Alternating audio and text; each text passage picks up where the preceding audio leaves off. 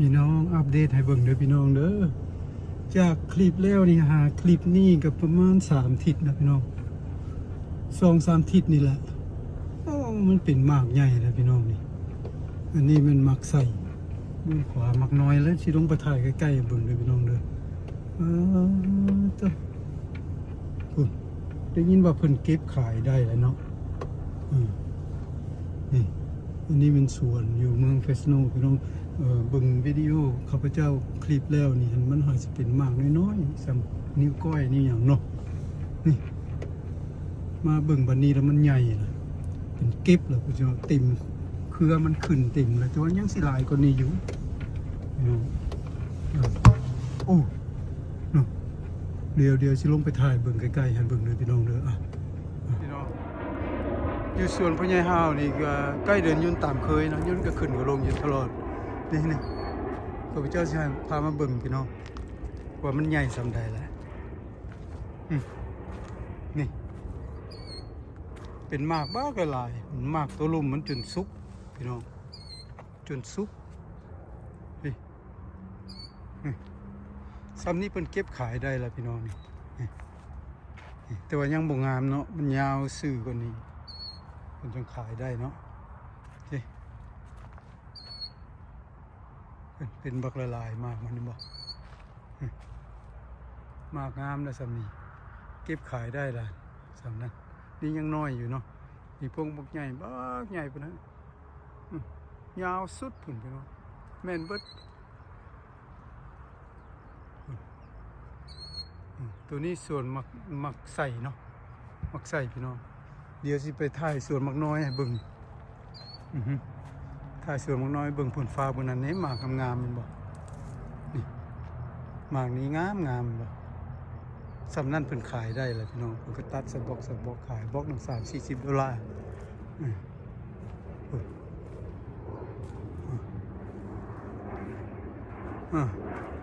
มีสวนพ่อใหญ่ฮาวเด้อพี่น้องเด้อเบิ่งน้ำกันอัปเดตพี่น้องอัปเดตให้เบิ่งมื้อนี้มางานเบิร์ธเดย์พ่อใหญ่ฮาวนำแล้วก็อัปเดตต้นไม้นะพี่น้องก็ฮอก3 ตัวนะประเทศก้อยก็ฮอกแมลงเนี่ยว่าสิเป็นอะไรได้จังอันนี้ก็รถเพิ่นเนาะพี่น้องรถเพิ่นเฮ็ดทำงานแก่มากไม่ว่าไทยยังก็ตื่มตัวน้อยนี้มีตัวใหญ่กว่านี้อีกเนาะคือคลิปข้าพเจ้าได้ลงเสร็จแล้วนี่มีตัวใหญ่กว่านี้นี่ตัวนี้เป็นสวนมักน้อยพี่น้องอันท้ายที่นี่เป็นสวนมักใส่ส่วนมักใส่ส่วนมักน้อยนี่ขึ้นหลายพี่น้องเต็ม3 ทิศก่อนบ่รู้ว่า2 ทิศก่อนเหมือนละเห็นคลิปแล้วนี่มามันยังน้อยอยู่เนาะนี่ถ่ายพี่น้องดูในส่วนผมมาเพราะว่าบ่มีสตอมเนาะเดี๋ยวนี้มันก็ยังน้อยอยู่แต่ว่ามันก็เป็นลายเนาะมันเป็นดอกลายแล้วเนาะเดี๋ยวจะไปซอกไข่มากที่วันเป็นมากใหญ่ๆเบิ่งเนาะนี่เห็นบ่ตัวนี้มันก็เป็นหมากยาวแล้วมันยังบ่ทันใหญ่พี่น้องอีกทิศหนึ่งมันได้ขายเป็นอีกทิศหนึ่งเป็นได้ขายตัวเดี๋ยวนี้เพิ่นก็เก็บไปแล้วส่วนหนึ่งเนาะเป็นเลาะเก็บแต่มันบ่ได้หลายเนาะ3-4 คู่ก็จะได้บล็อกหนึ่งประมาณนั้นพี่น้องแต่ว่าอีกทิศหนึ่งนี่เพิ่นเก็บได้หลายแล้วเพราะต้นมันก็สิใหญ่เนาะนี่เพิ่นก็มาเด็ด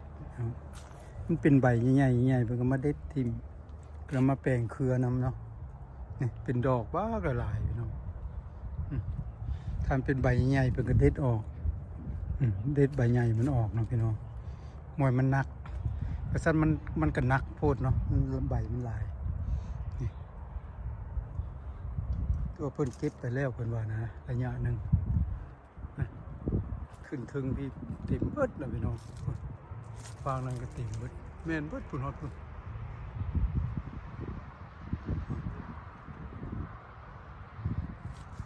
อีกทีหนึ่งเพิ่นได้เก็บอีกแล้วพี่น้องนี่เพิ่นเก็บแล้วเพิ่นเก็บมื้อนี้ล่ะเพิ่นเก็บไปขายแล้วชุดหนึ่งเลยแต่ว่าบ่ได้หลายปานใดเพราะมันยังบ่ใหญ่เนาะอีกทิศหนึ่งนี่ใหญ่ตัวนี้ก็เป็นโซนหนึ่งเนาะพี่น้องเป็นโซนหนึ่งคือกันพูดยาวดิเนาะเ เป็นโซนหนึ่งคือกันเป็นดอกหลายอีกทิศหนึ่งเนี่ยมันเป็นเก็บได้อีกคือข้าพเจ้าว่าอีกทิศหนึ่งนี่เพิ่นก็มาเด็ดใบใหญ่มันออกเนาะเป็นใบใหญ่ๆเพิ่นเด็ดออกไอ้มันเหมือนมันห่มหลายเนาะเป็นดอกพี่น้องอีกทิศหนึ่งเพิ่นก็ไปขายอีกทิศหนึ่งเพิ่นเก็บหลายอีกทิศหนึ่ง2 ทิศอีก2 ทิศข้าพเจ้าสิมาถ่ายอัปเดตให้เบิ่งอีกเท่านั้นพี่น้องขอบใจหลายๆที่ติดตามรับชมสวนอยู่เมืองเฟสโนเด้อพี่น้องอันนี้เป็นวิธีเฮ็ดสวนออกไม้แต่ว่าตอนเพิ่นไทยข้าพเจ้าบ่ได้มาถ่ายให้เบิ่งเนาะนี่เพิ่นเฮ็ดคูแล้วเพิ่นเริ่มปลูกคลิปทำอิฐคลิปที่2ที่3ข้าพเจ้ามาโพสต์อัปเดตให้เบิ่งพอประมาณคุณบ่ขอบใจมื้อนี้มาอัปเดตสวนพ่อใหญ่ห้าวให้เบิ่งแล้วกันเพิ่นเฮ็ดเบิร์ธเดย์นำเนาะพี่น้องเบิร์ธเดย์พ่อใหญ่ห้าวมีก้อยกระหอกก้อยหยังไปเบิ่งน้ำกันเด้อพี่น้องสิพอสำใดเนาะชมน้ำกันเล็กๆน้อยๆเขาบอกนี่เป็นส่วนมักแตงเนาะพี่น้องมักแตงน้ำดินนี่ไม่ใช่เพิ่นปลูกพอได้ไปขายตลาดเนาะเพิ่นก็ปลูกมันก็ล้ามออกมาเป็นดอกเป็นหมากแล้วทีแรกนี่ก็เก็บไปกินหลายเติบเนาะพี่น้องยาวไปเพิ่นปลูกแม่นเบิดมักแตงนี่พี่น้องจะสิให้เบิ่งเพิ่นก็เก็บไปขายน้ำแน่เนาะนี่ตัวนี้มักแตงมาเพิ่นบ่ได้เฮ็ดข้างแน่นี่มันเรือดินพี่น้องนี่มักแตง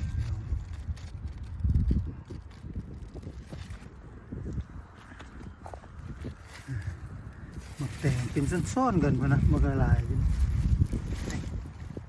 ยังเป็นอีกบ่กระลายฮะคันเพิ่นเฮ็ดเครือขึ้นมาจังซี่นั่นตัวมันม่วนแนวเครือตินี่เนาะ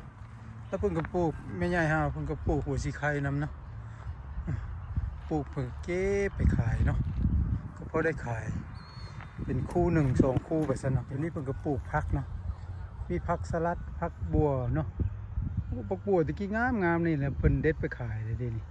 เพิ่นลกไปขายลงตลาดเนาะมัดดอน2 ดอนไปซั่นเนาะพี่น้องเอาลงตลาดนี่ผักสลัดเพิ่นก็ยาวสุดพุ่นเพิ่นก็ลกไปขายแล้วก็ยังส่วนหนึ่งเพิ่นไว้กินเนาะนี่แม่นเป็นแบบซอยหอมนะพี่น้องซอยหอมแล้วเพิ่นกำลังต้มสิมาขั่วเนาะขั่วแล้วก็เฮ็ดก้อยประมาณนั้นมีต้มก็หอมขั่วแล้ว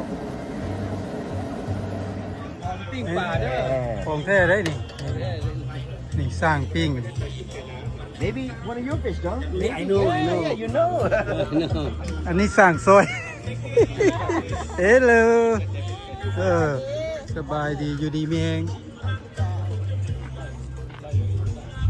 ปลาปิ้งเป็นแล้วสุดหนึ่งแล้วพี่น้องเวียนซินโอ้ปล่อยเอาไว้เป็นออยสเตอร์นุ่มงัวต้มไข่พี่น้องไข่ลูกเบอร์เดย์พ่อใหญ่เฮาเบอร์เดย์เจ้าของเบอร์เดย์เสียให้เด้เจ้าของเบอร์เดย์เสียให้จักปีแล้วดิ81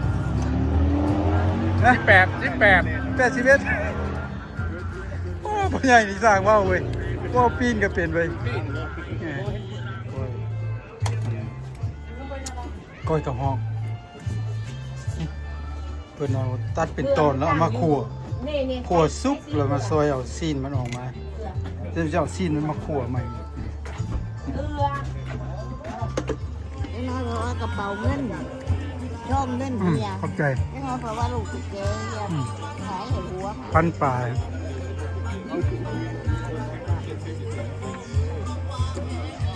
ปลาเป็นตัวกินเบิ้ลแล้วเอาไหมโอ้ปิ้งอยู่ยังมีพี่น้องเบิ้ลมียังปิ้งอยู่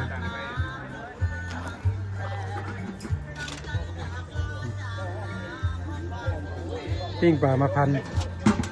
ไม่ปิ้งอุ่นห้อน ได้จะหา อันนี้เขาเลยผู้ใหญ่เด้อเด้อ ต้องไปกวดเบิ่งเลยมันสิส่งเมืองบางลาวเลย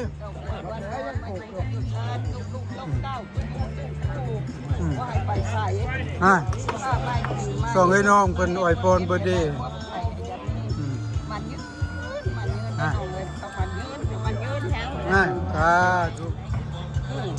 จักปีแล้วแม่ใหญ่พ่อใหญ่ฮาวดิ เราก็18 ปี18 ปี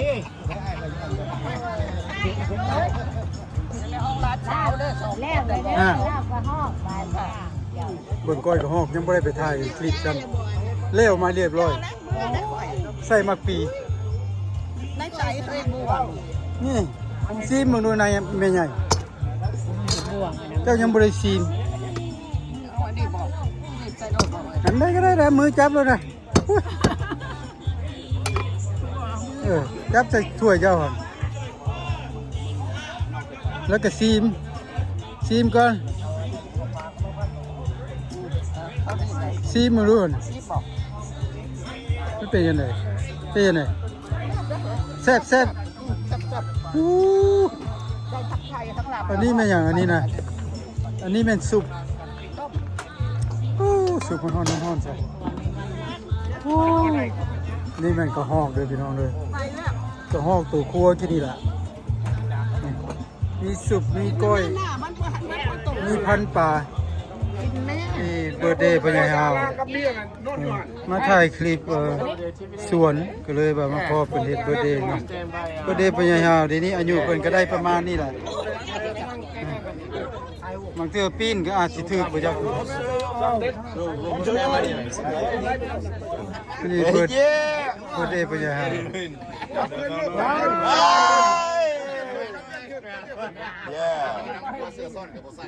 มันลม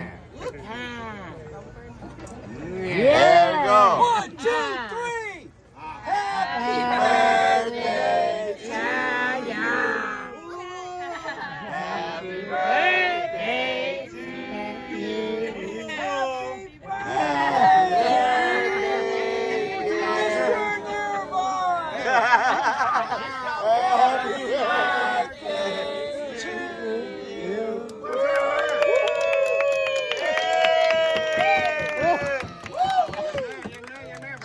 Yeah, pour it up.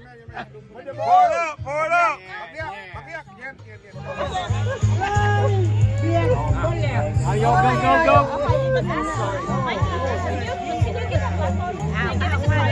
Everybody, don't give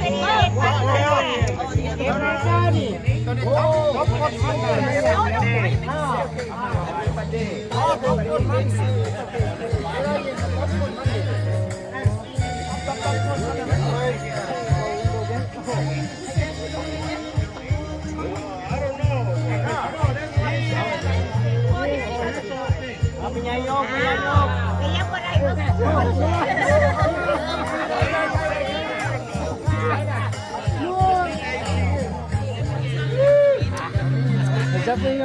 dark, like smoky. Chase it up. Chase it with the beer. No, he's chasing it with water. Yeah. He's chasing it with water. Oh, you want to try it? Yeah. Good. You try?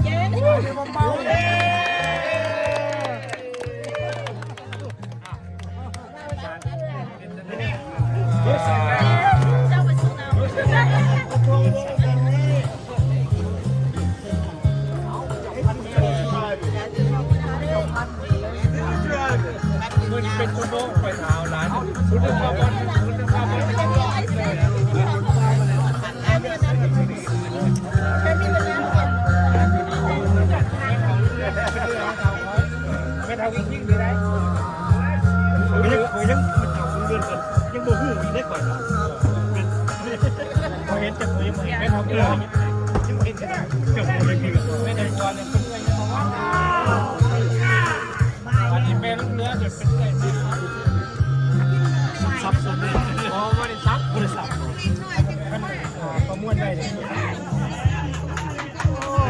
แต่เจ้าก็ยังบ่เห็นบ่แต่ขนาดไอ้เลื่อนนี่นะอีพ่ออีแม่ยังบ่บอกคอยนะ มันเกี่ยวแก่ครับคนนี้มาเห็นอะไรเรื่องอยู่อเมริกาทุกบ้านคนนี้ Yes. Don't get ไม่ซีบอกดูเป็นธรรมพัฒน์ That's too much. เป็นธรรมพัฒน์นะน้องไม่พอแล้วไม่เป็นอีกเนี่ยผมเพลงเพลง